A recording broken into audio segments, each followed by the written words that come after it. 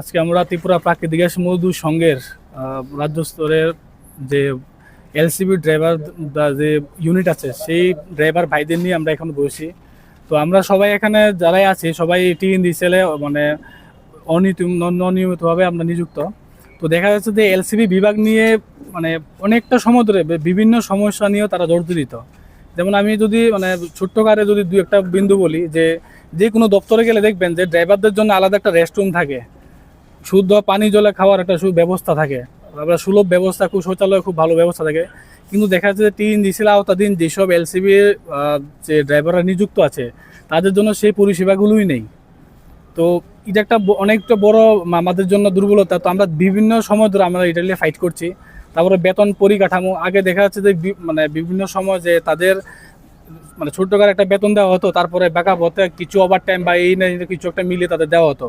তো আমরা সাংগঠনিকভাবে অনেকটা যুদ্ধ চালিয়ে বা সাংগঠনিকভাবে আমরা প্রতিবাদ জানিয়ে একটা জায়গায় এসেছি, আমরা একটা ভালো স্ট্রাকচার পেয়েছি। তো আগামী দিনে তাদের স্কিল বা এইসব ধরনের কীভাবে আওতাধীন অন্যান্য সেক্টর যেমন বিডিএ চালু করা হয়েছে, তো সেই বিডিএ নিয়োগ নীতি তাদের ক্ষেত্রে কীভাবে আমরা চালু করতে পারি সেটা নিয়ে আমরা একটা যোজনা করছি এখানে সাংগঠনিকভাবে।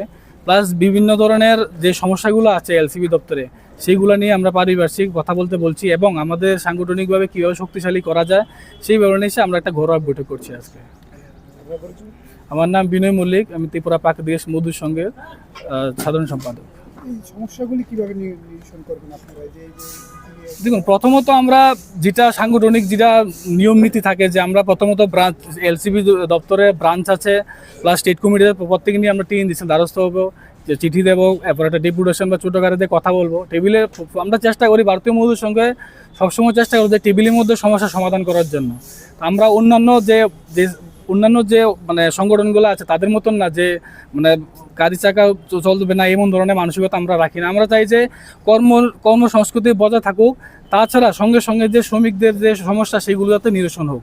তো সেইভাবে আমরা সেই উদ্দেশ্য নিয়ে আমরা টিএনডিসিএলে যাব, টেবিলে কথা বলবো। যদি একান্ত না হয় সেইভাবে ওই সময় তো আমরা প্রত্যেকে মিলে বৈঠক করে একটা সিদ্ধান্তে আসবো, কিন্তু আমরা চেষ্টা করতে টেবিলের মধ্যে যাতে সমস্যার সমাধান করা যায়।